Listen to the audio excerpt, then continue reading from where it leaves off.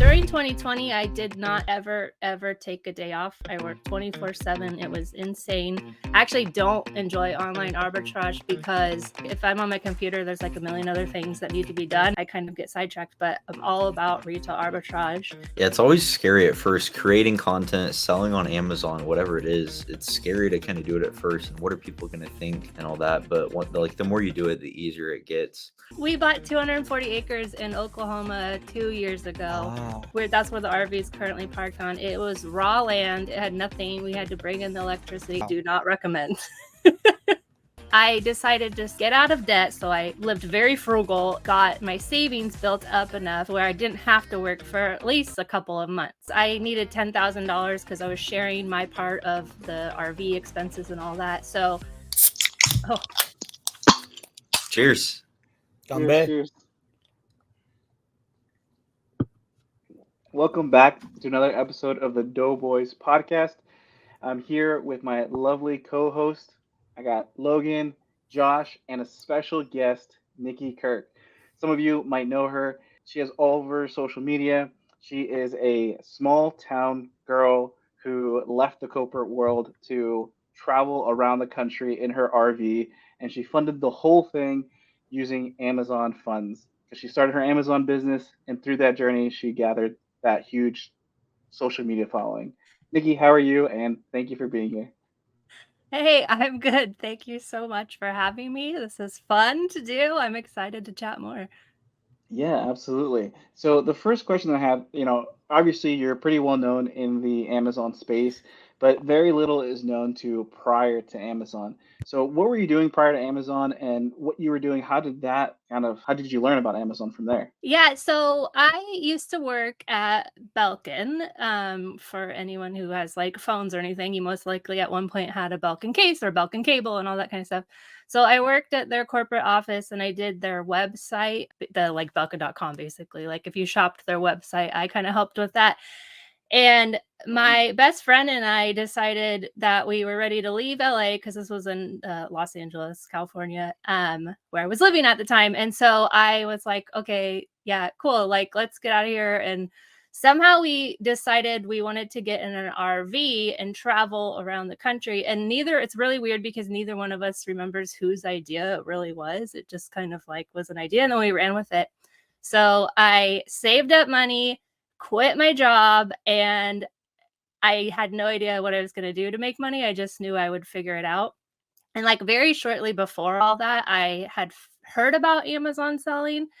And I'm sure like a lot of people, it's funny, I actually started with books, but not like the normal way that books is. So I had textbooks from college that I sold on Amazon, right?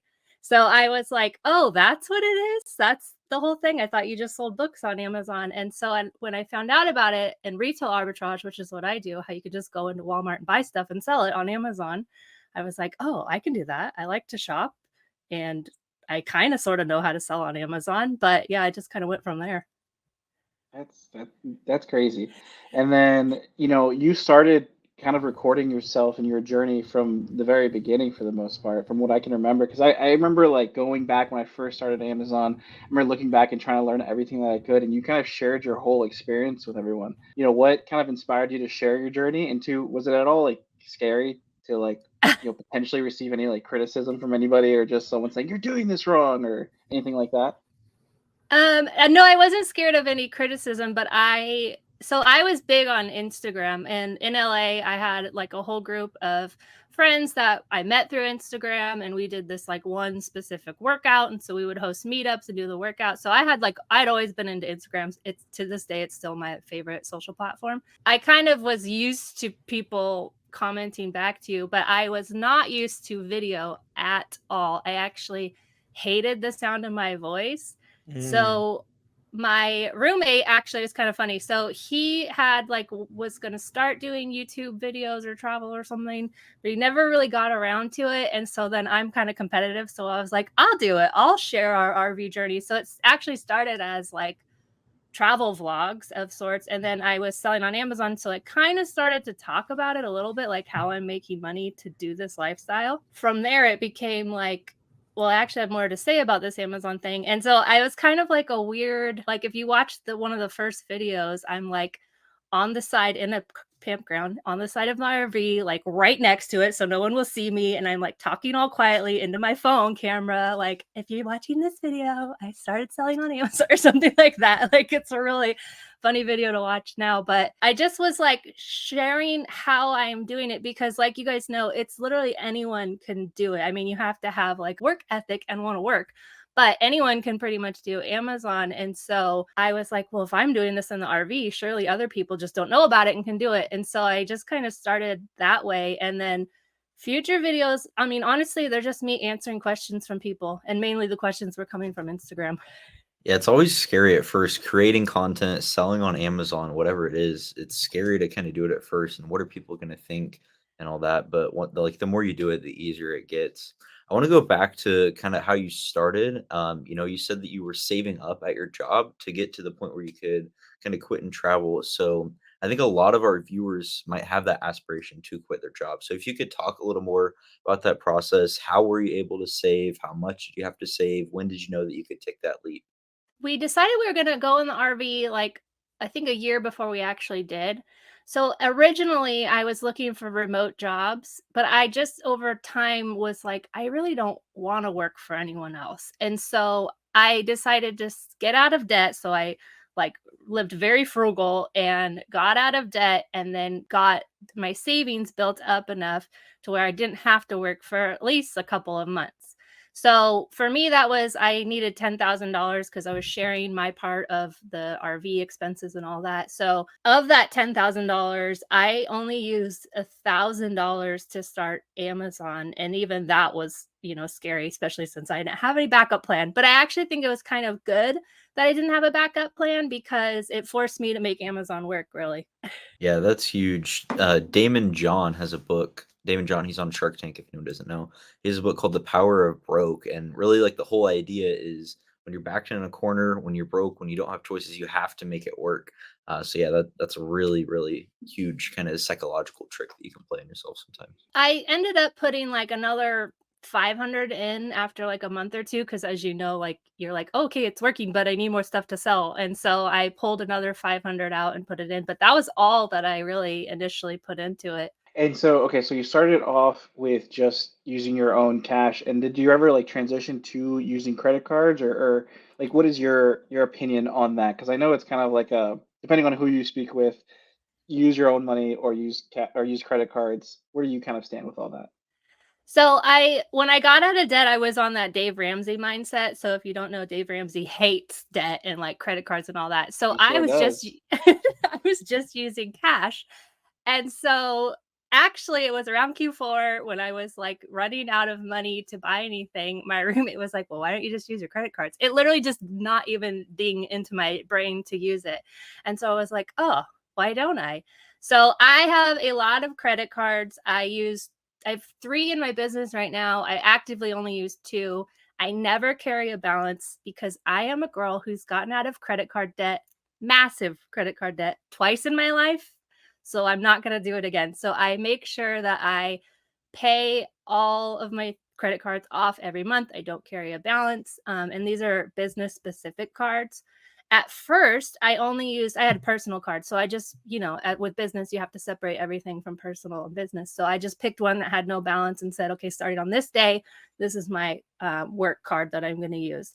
And so I think as someone who's gotten out of, like $20 to $30 of just dumb 20-year-old credit card debt. So I tell people, if you personally can't manage your credit cards, and you have to be honest with yourself, I mean, you don't have to tell anyone, but you have to be honest with yourself, then I do not recommend it for business either, because you have to be able to manage your money that way. Yeah, 100%. So when I started doing Amazon, it was right before the whole chlorine hit spike happened, when that whole situation happened. And I remember watching your videos. I remember you couldn't find any chlorine, so you just kept doing your other stuff. But I would say chlorine basically paid off my debt, paid off Yeah. all of my debt. And then from there, that's when, I started using credit cards to be able to do other traveling things and fun stuff. But yeah, absolutely. Definitely don't get into Amazon and have it create debt. Instead, either pay off your debt beforehand or use it to help you kind of get out of debt for any situation. Yeah, I think if you want to, I mean, I always tell people, even someone texted me the other day and I was like, if you are a new seller, definitely no. I'm like a hard no, don't do it. But if you've been selling for 6 months to a year, you get the hang of it, you can identify what you've been doing wrong on bad buys and stuff, then it's possible. But never go over an amount that can't stand to lose, because again, if this suddenly doesn't work and you give up on Amazon, now you have all this debt that you have to pay off. Yeah, absolutely, absolutely. Kind of keeping with the theme of, talking about the early days, I remember watching, and you and Logan have this in common. I remember watching one of your videos and you breaking down how to use Keepa because you had just started using Keepa and you have already been selling on Amazon. And to me, I just find it crazy that like that wasn't the first thing prior to like actually starting to like look at any items that you guys weren't using that. So like how can you kind of go back to like how you would pick out your products and items prior to using Keepa? I want to take a quick moment to interrupt the podcast and talk about this video's sponsor, OA Alphas. OA Alphas offers high quality leads lists to help you grow and scale your online arbitrage business. Whenever I started getting into online arbitrage, leads lists were foundational for helping me understand the OA business and growing my business to its height. OA Alphas allows you to get profitable online arbitrage product leads every single day, Monday through Friday, in exchange for a set monthly fee. If you're looking to grow your online arbitrage business or gain back some of your time or learn more about OA, then I highly recommend you check out the link down below to visit oaalphas.com and start receiving those profitable leads every single day. Thank you, OA Alphas, for sponsoring this episode. I don't remember not using Keepa. I feel like I use it kind of the same. I know that I don't know all there is to do on Keepa. Keepa has so much stuff to do. I know Chris Grant has a really good Keepa Academy, and like everyone in my community who's done it loves it. But I just use Keepa mainly still today to see if Amazon was selling it and the price history and the sales rank. And that's and when I started, Keepa was free. And so when they rolled it out where they had to pay, I was like, oh man, I mean, I get it, but yeah, I still kind of use it the same way. I don't look at Keepa for every single product. I use the seller app, Amazon seller app mainly, to see if it has profit. I use Keepa now when things are sold out to see what the price was selling for. Now that they have the buy box statistics, I actually will sell if Amazon if they share the buy box. So I've learned Keepa along the way, and I'm still feel like I'm just scratching the surface. Maybe that's what I was thinking that, or maybe that they just rolled out like a mobile version or something like that. Because I think Oh, the so prior videos you would use like Jungle Scout or something. yeah, so someone in my community told me, they have an app now. And I was like, really? Because I've been using it on my phone. Or I mean, now I have the app, obviously, but back then I was just pulling Keepa web browser up on my phone. Jungle Scout is something that I used a lot in the beginning, and I don't really use it much now because I know what sales ranks are good. And people often ask me, like, do I need a Jungle Scout subscription? And I'm like, no, because you don't. That's like private label. Like for retail arbitrage, you just want to know about sales ranks, and they still have it for free. So yeah. And so are you still currently primarily RA and OA at the moment? Yeah, I do retail arbitrage mainly. I do online arbitrage only for like replenishment of stuff, really, and like Target's my go-to. But other than that, I just Yeah. do retail arbitrage. You're still not banned from Target? That's crazy. I feel like Not yet. every like OA seller and eventually within 6 months to a year gets banned from Target. They canceled some of my orders last year, but so far it's fine. So with you doing a lot of retail arbitrage, I'm curious, what's the reasoning behind that? Do you like it? Is it because it makes good content, or what's the kind of the think logic there? I love it. That's like my favorite day of the week. Then I'm gonna go sourcing. I kind of hate the packing part of it. I enjoy the packing part of it, but I hate that I have to take a day or two to do it because I'm real busy. And so I'm like, oh, I gotta pack that shipment up. No one else is going to. But I just love going sourcing. I love the hunt of it. I actually don't enjoy online arbitrage because I go like squirrel or like, oh, over here. And if I'm on my computer, there's like a million other things that need to be done. And so I kind of get sidetracked, but I am all about retail arbitrage. The content, like creating videos and stuff, it's fun and I enjoy it. I enjoy helping other sellers, but it is a lot of work. and it's the most stressful part. And so for me, actually selling on Amazon, doing retail arbitrage is the most fun. And so that's like my favorite, like I said, my favorite day is when I get to go sourcing and do all that stuff. Were you doing retail arbitrage when you were living in the RV? Mm-hmm. Yep, I did retail arbitrage. So I've been to all of the lower 48 states. I don't think I've sourced in every single one of them. There was a couple that I didn't source in, but just about every state. And I'm sitting in the RV right now, living in the RV, even though I'm stationary. Okay, so you're still in the RV. Okay, how does that work logistically? You're like stopping on the road and then you're packing the shipments in the RV, or are you doing it on the side of the highway? Like where are you doing that at? Nope, Outside in the RVs. Scenic packing, like you have like the camera set up and there's like the Tetons behind you and you're like packing your Amazon shipment. Oh no, I wish. We would pick a spot. So I did all the like travel coordination or whatever. And we like to stay like anywhere where there's water basically. So I'd look at a map, see where we want to go, find water, and look for campgrounds in that area. And then simultaneously look for places to shop while we're in that area. So a lot of sellers, it's kind of funny, they won't even drive across their own town to go source at, like Oklahoma City has 2 Ollies, and I do better at one than the other. So I'm like, clearly there's a seller here, but they just don't drive the 20 minutes to the other Ollies.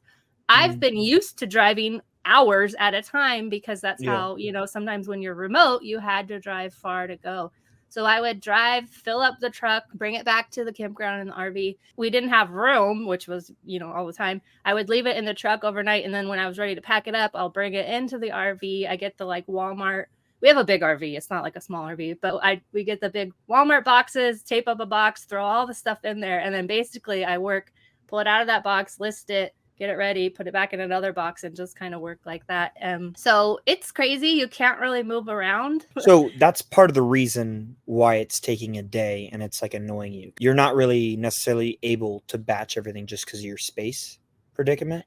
Yep. So I'm building a warehouse here on the property now, and I am hoping. When you say the property, what does that mean? So we bought property.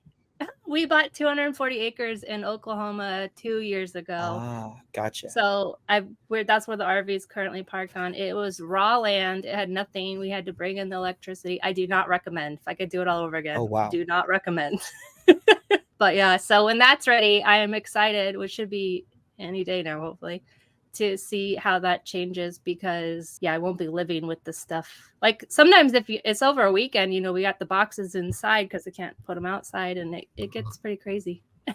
So one of the things I had in mind, like when I first started working for Logan, I was doing shipments for him. And when I first started working for him, we were like in Southern Illinois. And so you get used to like where you're going to ship your boxes to, right? Like, MD3 or whatever it is. Like I know that's typically we're going to have this many splits. Like Logan and I would play a game. We'd guess how many split shipments we're going to get or whatever.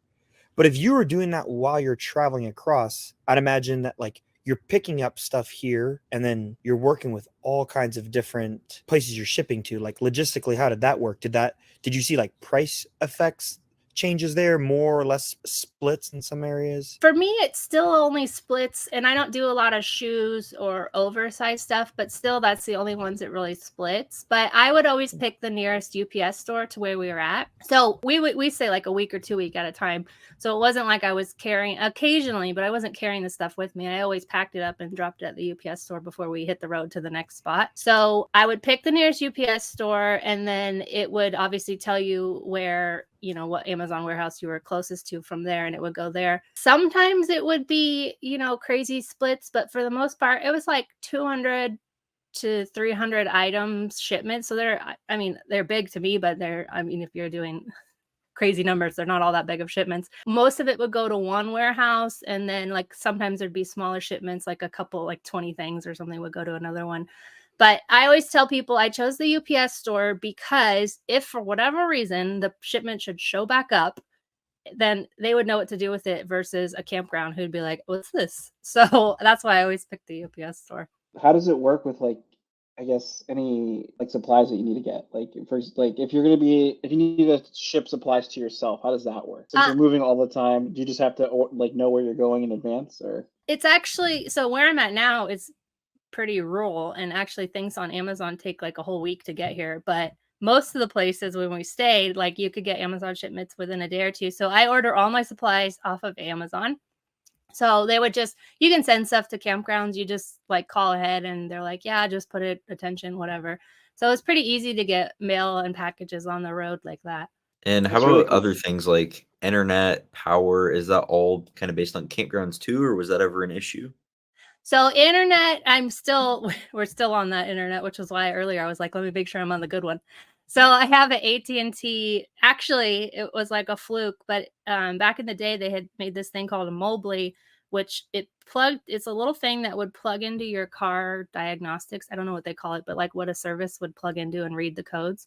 And it made Wi-Fi. And so we used that, and they made an adapter. So literally there was an adapter we got on Amazon. You plug in this little thing and then plug it into your outlet. And that gave us, it's still today, it's $25 unlimited internet. Only we have a better router modem thing we put it in. And then now we have Starlink. We used to have the same thing. So that was AT&T. We used to have the same thing with Verizon. And that one, so AT&T cost $25. And that Verizon one was like $250 a month. But of course, we travel and work remote, so we needed internet, and so that was a huge expense. We have Starlink now, which RVers can also use now, and that's only like $120. So that's been a huge savings and investment now. What would a typical week look like if there's such thing as a typical week while you were traveling? And I was thinking about all the different things that need to get done: sourcing, packing, repricing, emails, all the different things. Yeah, so when I started in 2017, and I didn't start making YouTube videos and like teaching and all that kind of stuff until I kind of started in 2019, and then really like 2020 is when my business really took off on the teaching side. Back then when we were traveling, and we would just literally, I would go source one day, I would pack it up the next day or the day after, like a couple of days after. Usually I could get it all done in one day, so 2 days. And then the rest we would just enjoy. So I've packed a shipment literally on the sand in Texas. So we just enjoy the time there.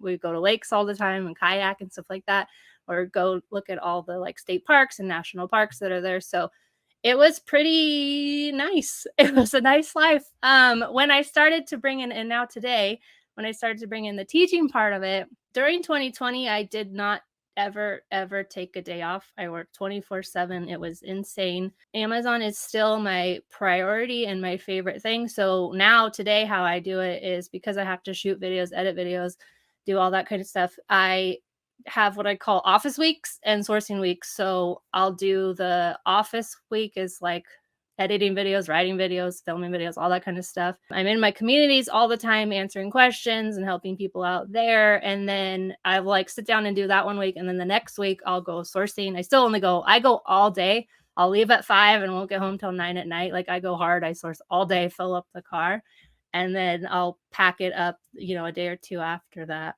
And so you mentioned, kind of the whole educational aspect of everything that you do. And so I wanted to take some time to kind of talk about some of the things that you do, right? So one of the ways I found you was obviously through your YouTube. And then from there, I got funneled into at the time, your Bolos list. And then now you do an online leads list as well.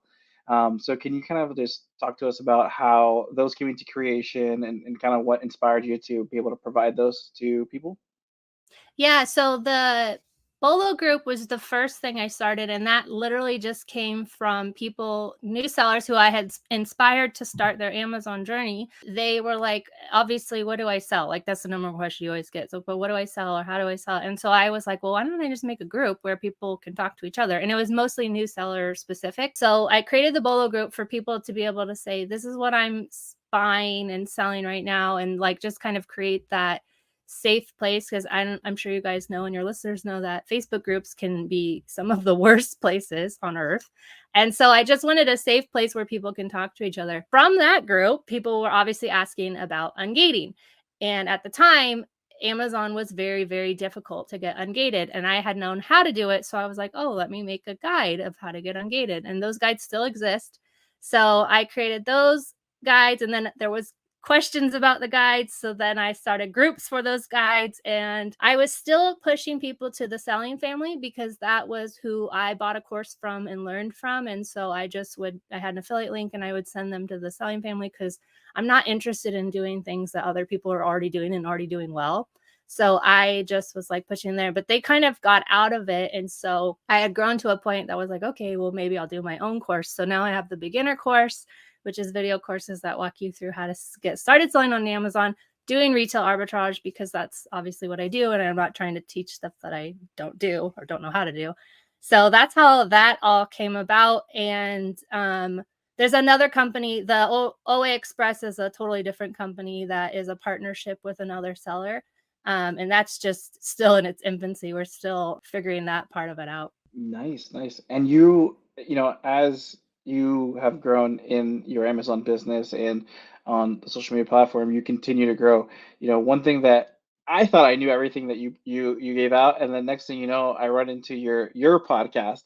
And so how has, you know, starting up your podcast kind of come into existence, and how's that experience been for you? It's been really fun. So I love podcasts. I have not listened to music. I mean, I will occasionally listen to music, but I haven't listened to music for like 3 years. I just will binge podcasts all day, every day. And so I was like, well, maybe I'll start a podcast, but everything was so crazy busy that I was like not able to. And then I finally got a team helping me on some of the back end stuff. So I was like, okay, I'm going to finally start this podcast. It's really the same thing as the groups. It's just talking to other sellers, because when you network with other sellers, you learn so much stuff. There's so many things to know about Amazon and how people do stuff. And so when you talk to other sellers, so I have it kind of alternates. It'll be like me, a solo show, and then I'll have guests on. And it's guests of all different backgrounds. So there's private label people, there's online arbitrage people, there's people who've gone from one thing to the other thing. And it's just like hearing people's stories, because everyone, you can kind of connect. I don't have kids. I'm not married. I've never had a 9-to-5 while I'm doing this.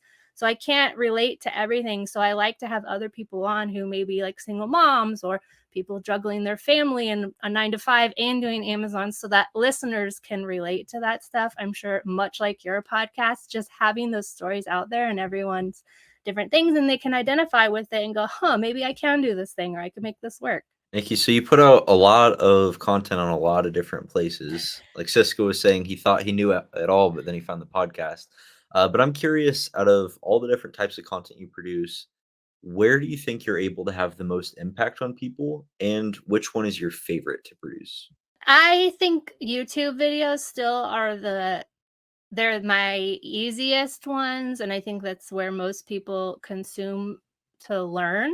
It's very much, I'm a learning thing. I'm not like really flash and pizzazz and entertainment necessarily. I actually am just over all social medias in general, but Instagram is still my favorite one because I have a business. I'm on them. If I did not, I would not be on them. Creating YouTube videos, and actually just like, I just recently started a text platform where people can text me, and that's been a lot of fun, just literally talking to people. Yeah, of all of them, I think my YouTube is the biggest reach and the most beneficial to people, because I know, this is funny, I don't actually watch YouTube videos unless I'm trying to learn something. So I don't know all the other videos about Amazon that are out there because I don't watch them, and maybe I should, but I just, it's not my thing. I'd rather watch TV than watch YouTube personally.